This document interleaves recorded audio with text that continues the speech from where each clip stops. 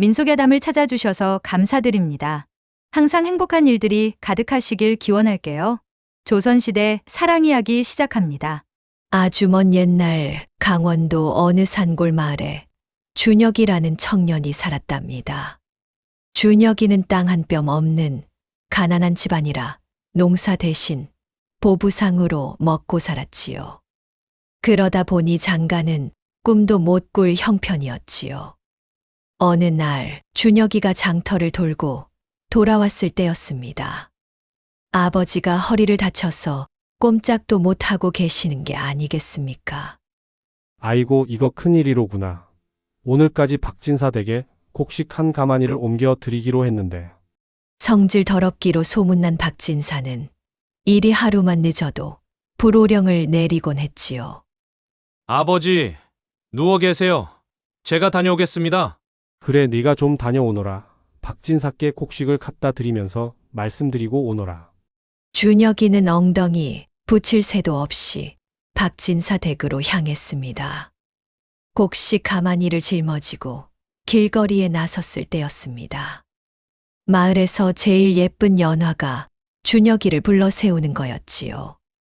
준혁아, 내일 모레가 단오인데 넌 오늘도 일만 하는 거야? 응.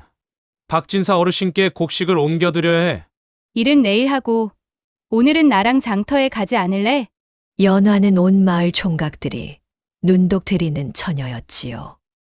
그런 연화의 제안에 준혁이는 눈이 휘둥그레해졌답니다. 그게 정말이야? 내가 나랑 장터에 가고 싶다고? 놀란 준혁이가 곡식 가마니를 떨어뜨렸지요. 설마 내가 그럴 리가 있겠니? 나 좋다는 남자가 줄을 섰는데 솔직히 바른 말이지. 너처럼 가난한 사내한테 내가 가당키나 한 말이야? 연화는 깔깔깔 웃었답니다. 아이고, 이 요망한 계집애 같으니 사람을 괜히 놀리고 그래. 에이, 농담 가지고 너무 열내지 마. 이따가 일 끝나고 만나줄 테니까. 참말이야. 알겠어. 내 후딱 다녀올게. 연화의 말에 준혁의 얼굴이 쫙 펴졌답니다. 그렇게 연화와 헤어진 준혁이는 서둘러 박진사 댁으로 향했습니다. 곡식 가져왔습니다. 일 시킨 지가 언젠데 이제야 오는 게야? 그리고 내 아비는 도대체 언제 오는 거냐? 죄송합니다. 저희 아버지가 허리를 다치셔서 그만. 흥, 그게 내 사정이지 내 사정이야.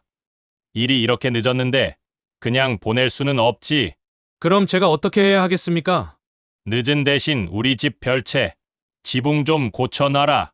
박진사 댁 별채는 지난 태풍 이후로 자꾸만 비가 새고 있었답니다. 알겠습니다. 뭐 하느냐? 대답했으면 후딱 가봐라. 준혁이는 별채 지붕으로 올라갔답니다. 그리고는 황토를 개어서 빗물이 새는 틈새를 메꾸기 시작했지요. 솜씨 좋게 황토 반죽을 밀어 넣으니 구멍 난 곳이 감쪽 같아졌답니다. 어이쿠. 이게 왜 이렇게 흔들리는 거야? 그런데 문제가 생겼지요. 물기를 먹은 천장이 그만 무너져 버렸답니다. 준혁이는 지붕을 뚫고 방 안으로 떨어지고 말았지요. 깊이 잠들어 있던 마님은 그만 날벼락을 맞았답니다. 에그머니나, 이게 무슨 일이야? 속고 차림이던 부인은 벌떡 일어나 앉으며 이불로 앞가슴을 가리며 말했지요. 도대체 이게 무슨 일이냐?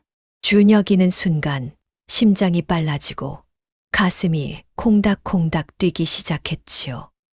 이런 아리따운 여인을 처음 본 탓에 가슴이 콩닥거려 숨이 막힐 지경이었지요. 아, 마님. 죄송합니다. 지붕을 수리하다가 그만. 그래, 다친 곳은 없느냐? 준혁이는 예상치 못한 따뜻한 말에 멍해졌지요.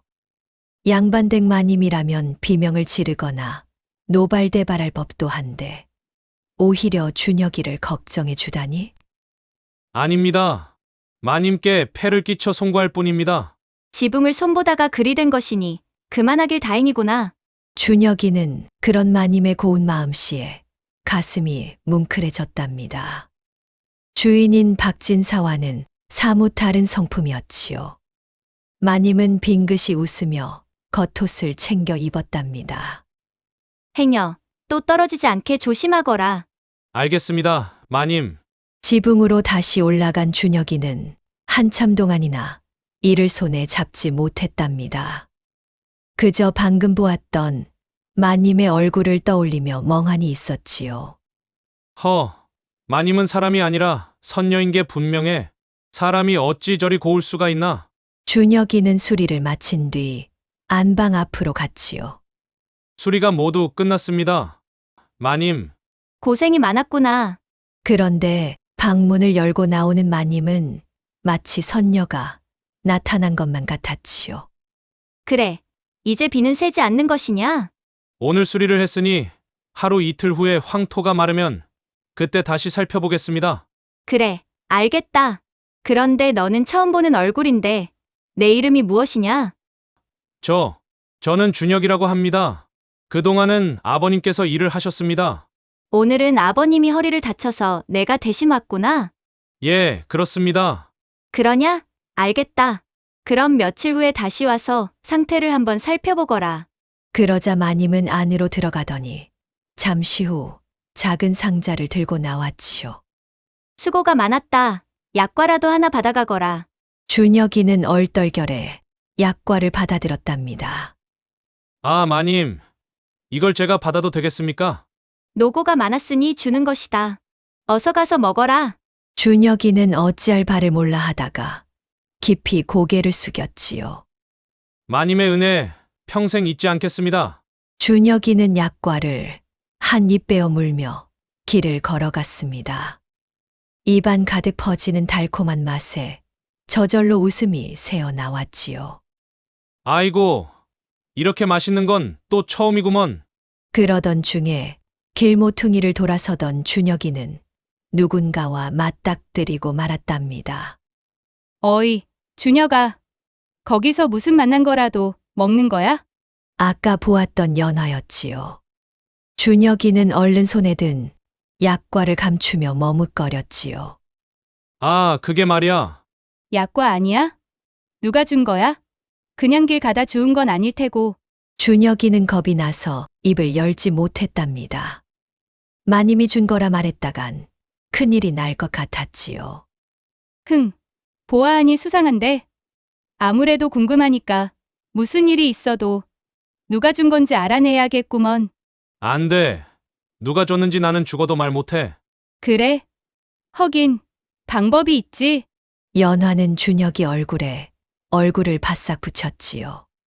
준혁이는 얼굴이 화끈 달아올랐답니다. 그런데 말이다.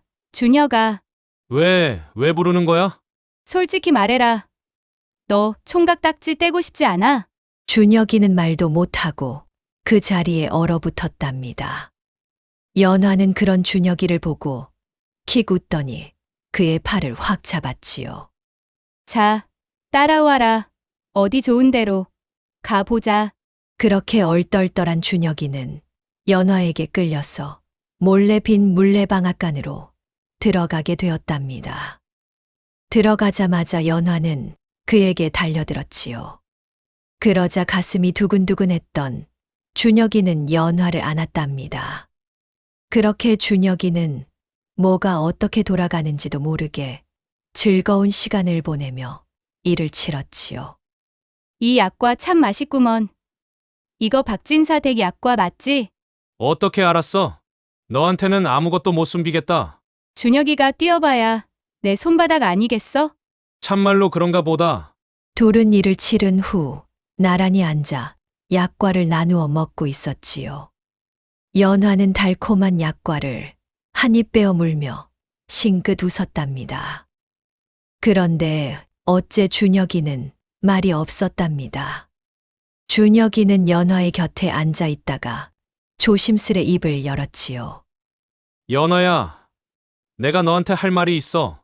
무슨 말인데? 이렇게 남녀의 일을 치렀으니 내가 너를 책임져야 하지 않겠어? 책임은 무슨 책임? 그게 무슨 씨나라 까먹는 소리야? 내가 가진 것 하나 없는 장돌뱅이지만 그래도 너 하나쯤은 먹여 살릴 자신은 있어. 그러니 내가 너와 혼인을 하고 싶어. 연화는 약과를 삼키다 말고 준혁이를 쳐다보았지요. 그러더니 피식 웃으며 고개를 저었답니다. 호, 택도 없는 소리 하지 마라. 연화는 피식 웃더니 약과 부스러기를 손바닥으로 털며 말했지요. 나는 다음 달에 시집 간다. 준혁이는 눈이 휘둥그레해졌지요. 뭐라고? 너 시집을 간다고? 그래. 건너 마을 석봉이가 나한테 청혼을 했거든. 준혁이는 가슴이 철렁 내려앉았답니다. 석봉이. 그 밭 두 마직이나 있는 석봉이 말이야? 그래. 맞아.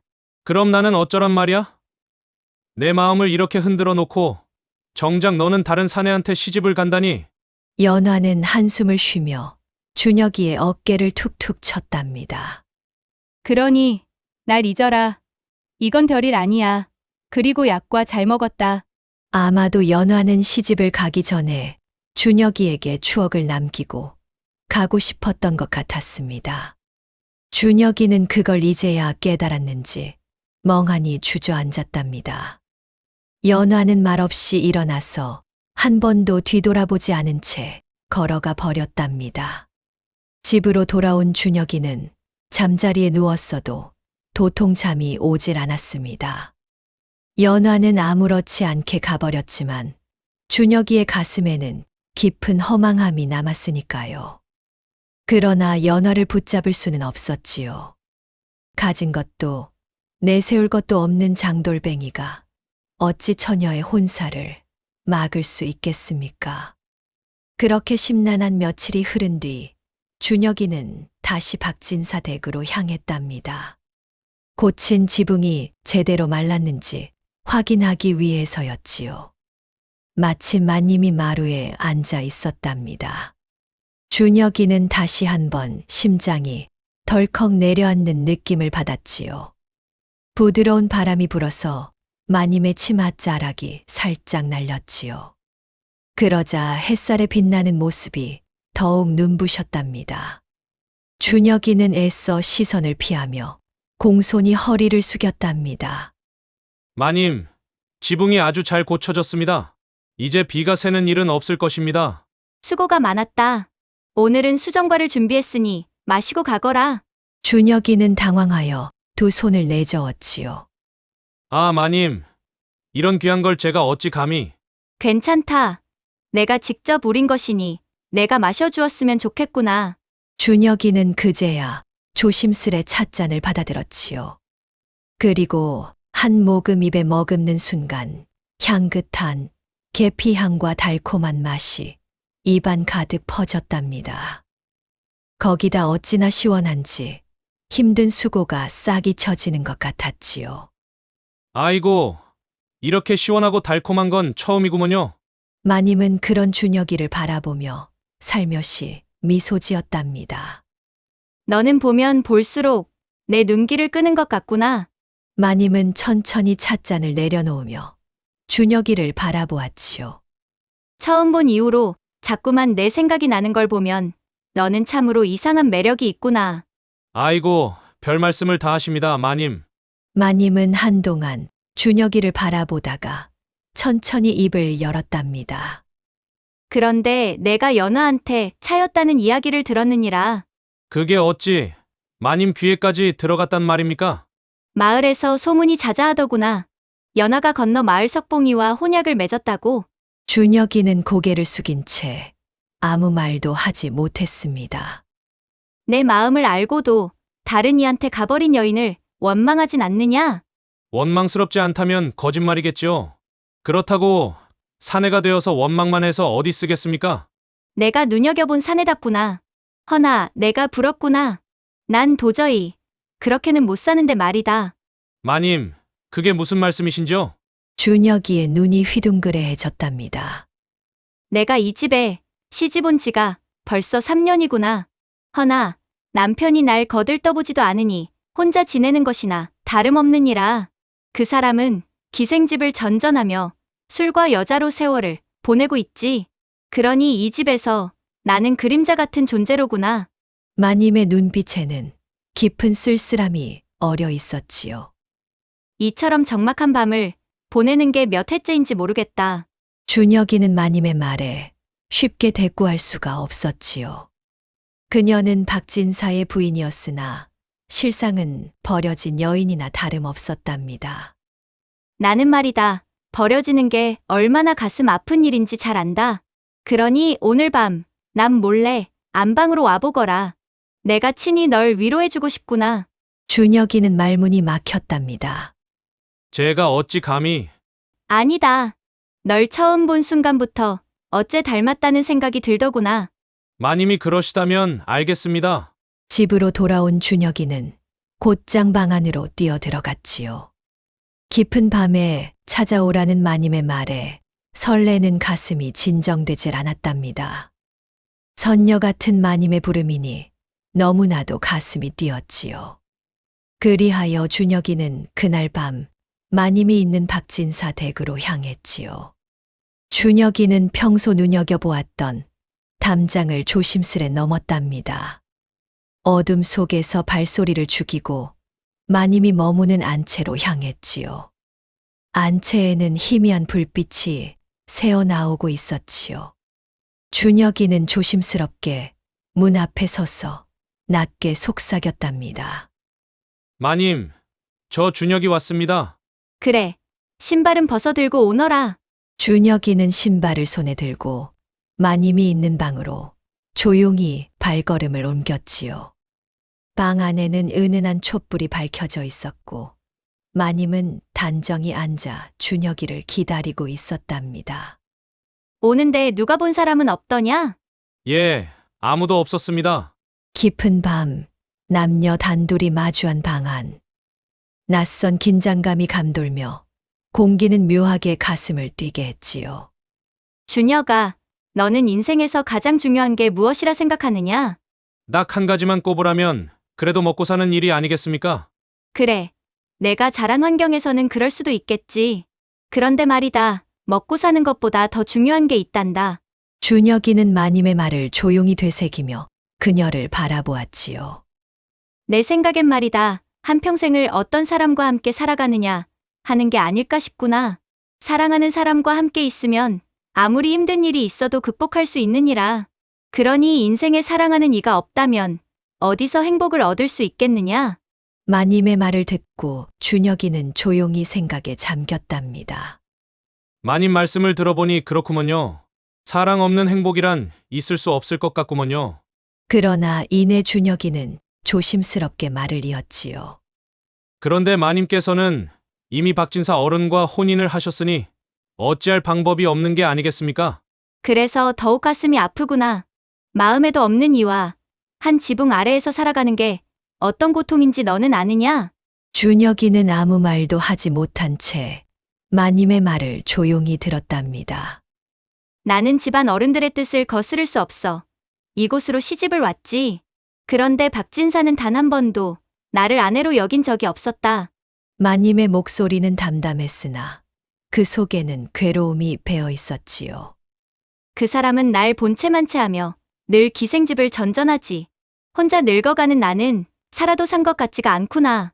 준혁이는 마님의 말을 듣고 가슴이 먹먹해졌답니다. 박진사 댁 마님이라면 부족할 게 없을 줄로만 알았는데 실상은 그렇지 않았던 것이었지요. 사랑 없는 혼인이 얼마나 허망한지 너는 상상도 못할 것이다. 나는 매일같이 텅 빈 방에서 잠을 청하며 홀로 외로운 밤을 보내고 있단다. 준혁이는 그런 마님이 너무나도 가엽게 느껴졌답니다. 하여 천천히 마님을 안아주고 위로해 주었답니다. 마님도 준혁이를 거부하지 않았지요.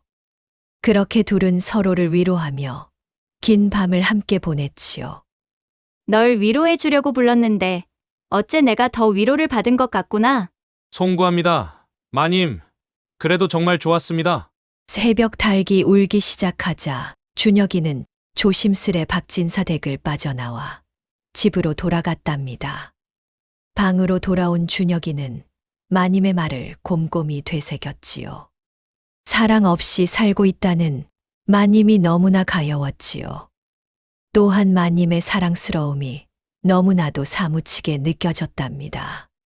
그리하여 준혁이는 그날 이후 매일 밤 몰래 박진사 댁을 찾아가서 즐거운 시간을 함께 했답니다.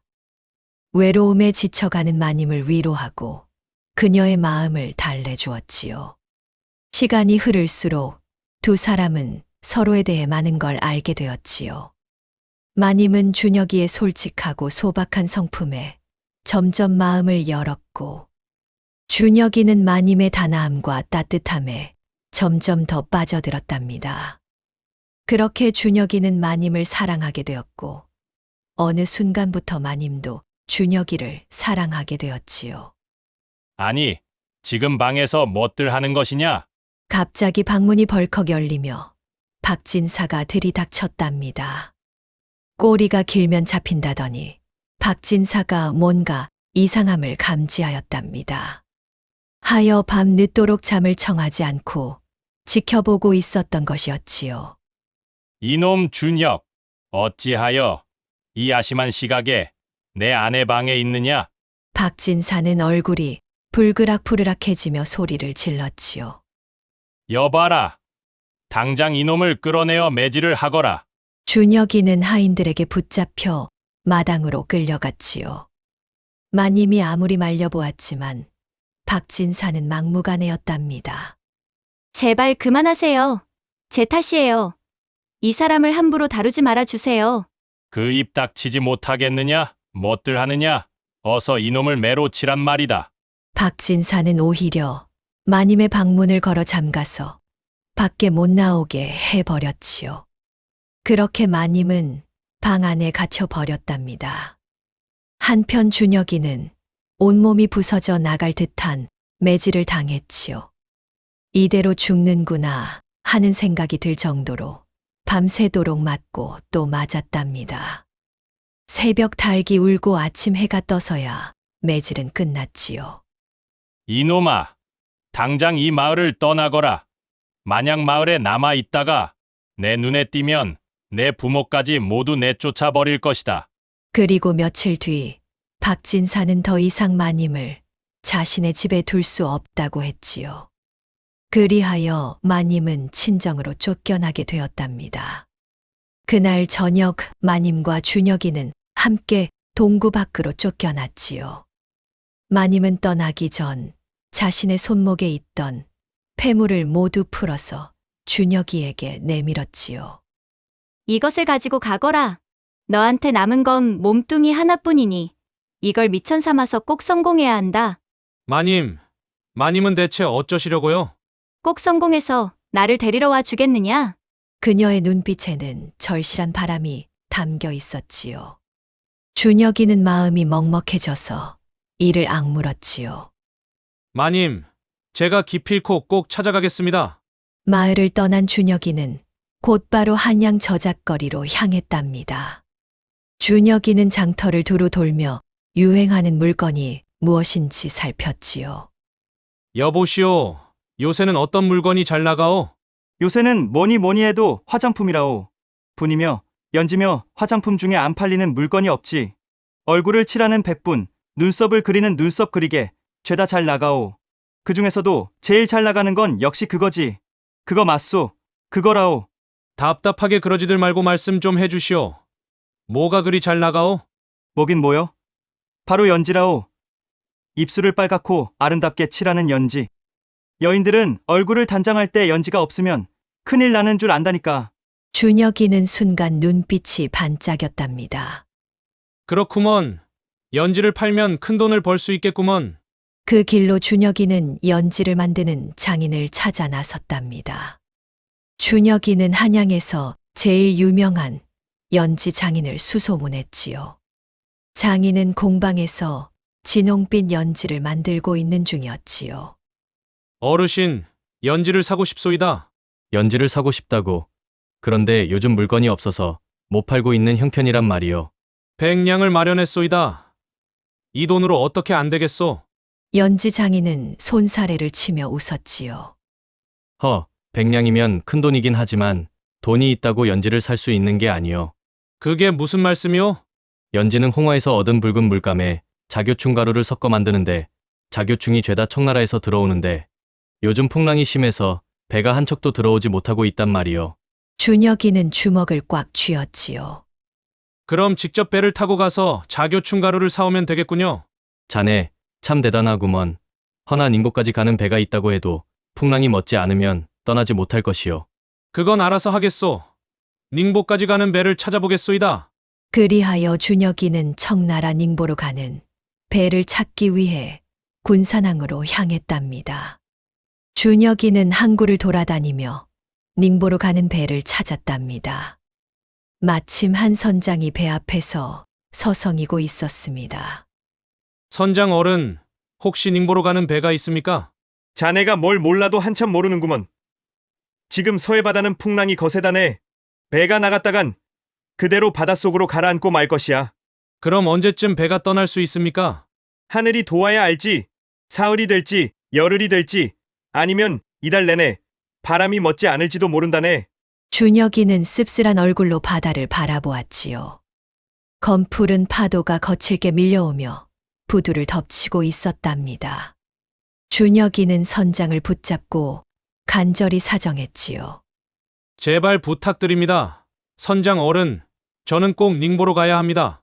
선장은 난감한 표정으로 준혁이를 바라보았답니다.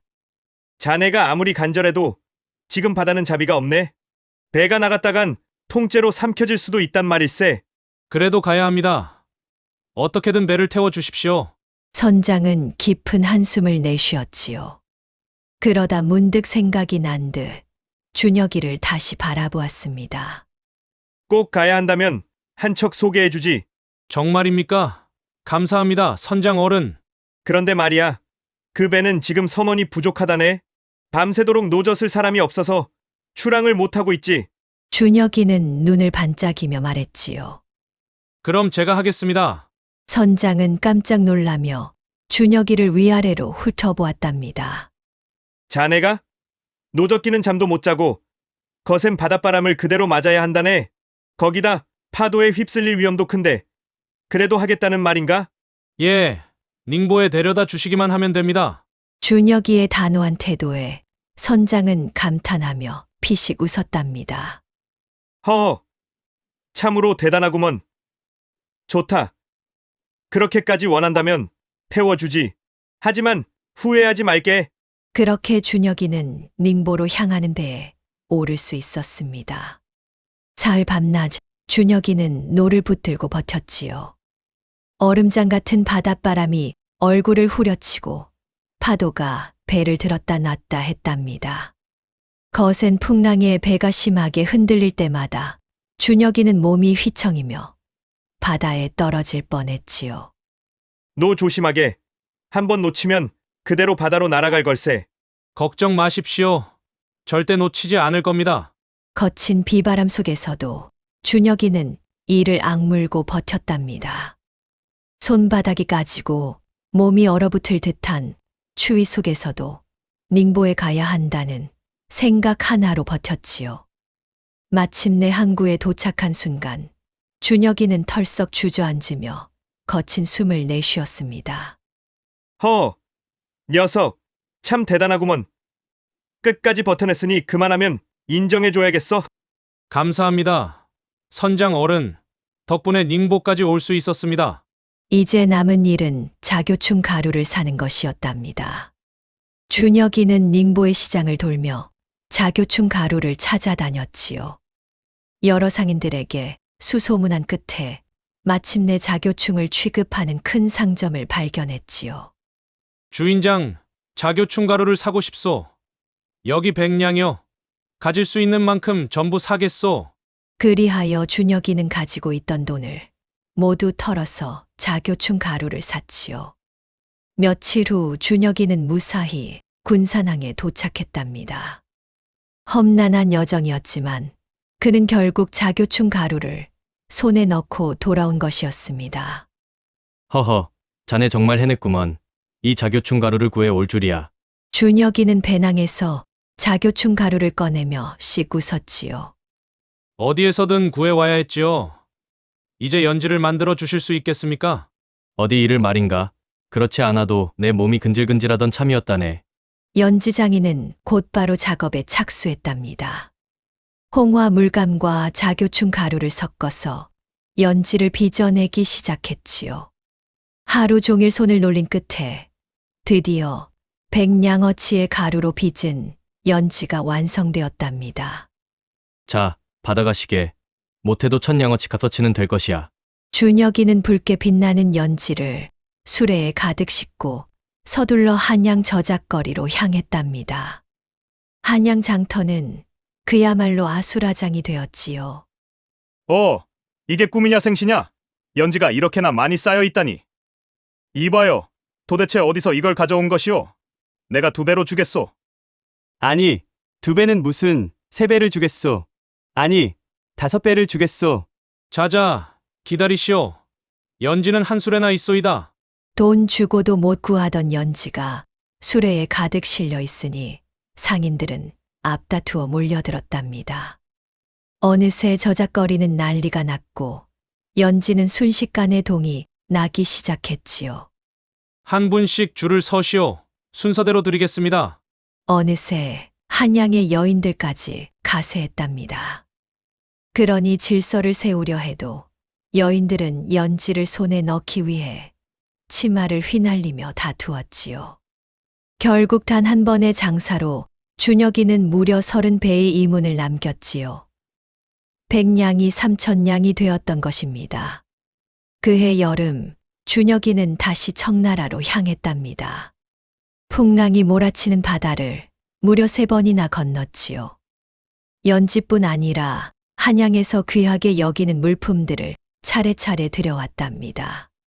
비단, 약재, 차, 향료 등 그가 손대는 것마다 막대한 이문을 남겼지요.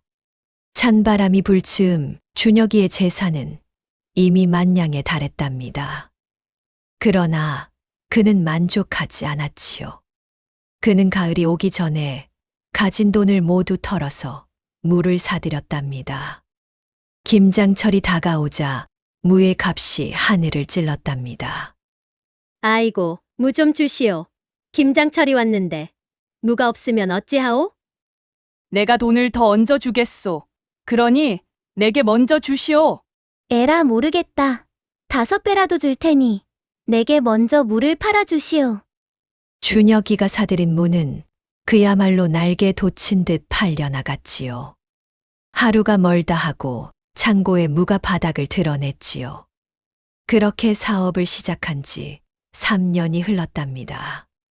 준혁이는 이제 수십만 냥을 지닌 한양에서도 손꼽히는 갑부가 되어 있었답니다. 마님은 무탈하실까? 소식이 궁금하여 견딜 수가 없구나. 준혁이는 몇 날 며칠을 수소문하여 마님의 행방을 찾았답니다. 결국 마님이 친정에서 마련해준 작은 초막에서 혼자 살고 있다는 소식을 들었습니다. 그 말을 듣자마자 준혁이는 벌떡 일어나서 한 걸음에 말을 달렸지요. 그러자 다 쓰러져 가는 초막이 눈에 들어왔지요.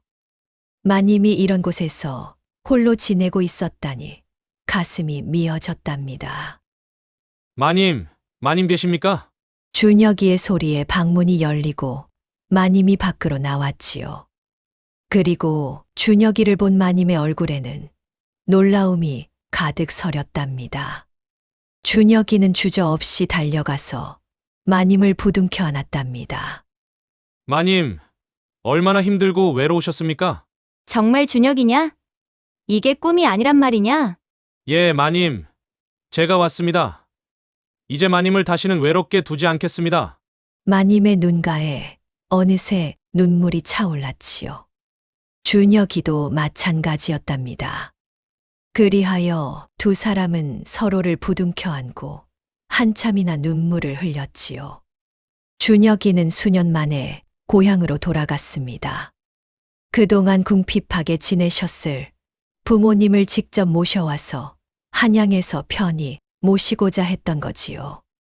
부모님은 갑부가 된 준혁이를 보며 대견해하며 좋아하셨지요. 아버지, 어머니, 그간 마을에는 별일 없었습니까?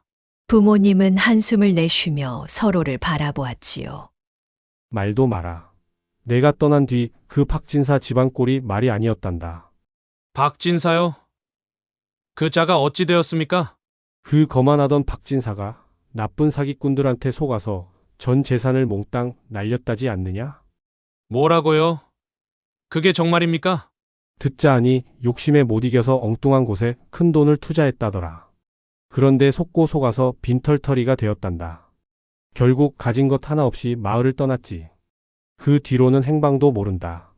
그렇다 해도 너무 비참한 꼴이 되었지. 아무것도 없이 떠났다는데 어디서 뭐 하고 있을지. 준혁이는 묘한 기분이 들었지요. 한때 자신과 마님을 그렇게 못살게 굴던 박진사가 한순간에 몰락하다니. 자업자득이라는 생각에 시원하기도 했지요. 허나 또 한편으로는 사람 운명의 덧없음에 씁쓸하기도 했지요. 그랬군요. 그나저나 그간 고생이 많으셨습니다. 이제 다 잊고 한양에서 편히 사십시오. 준혁이는 그간 고생한 부모님께 고래등 같은 기와집을 선사했답니다. 겨울이 가고 봄이 오자 준혁이는 많은 사람들의 축복 속에 마님과 혼례를 올렸답니다. 마님을 부인으로 맞이한 준혁이는 너무너무 기쁘고 행복했지요. 과거 초라한 장돌뱅이였던 자신이 이제는 떳떳한 가장이 되어 사랑하는 이를 지킬 수 있다는 게 꿈만 같았지요. 부인, 그 옛날 부인이 나한테 말했던 그 말을 난 평생 잊을 수 없소이다. 먹고 사는 것보다 더 중요한 게 사랑하는 사람과 행복하게 사는 거라 하셨죠. 이제야 그 말이 무슨 뜻인지 알 것 같기도 하구려. 저도 동감이에요. 제가 사랑하는 사람이 나의 동반자가 되었으니 이제야 행복한 것 같답니다. 그럼 행복한 사람끼리 오늘 밤은 함께 해야 하지 않겠소? 뭘 그리 당연한 말씀을 하세요? 오늘 밤은 날이 셀 때까지 안 놔둘 거예요. 자, 이리 오시오. 이 준혁이가 마님께 행복을 드리겠소이다. 준혁이의 저택에서는 날마다 웃음이 끊이지 않았답니다. 그렇게 준혁이와 마님은 평생을 사랑하며 행복하게 살았답니다. 오늘의 이야기는 여기까지입니다. 끝까지 시청해 주셔서 감사합니다. 오늘의 이야기가 재미있으셨다면 구독과 좋아요 꼭 눌러주세요. 그럼 오늘도 행복하고 즐거운 시간 되세요.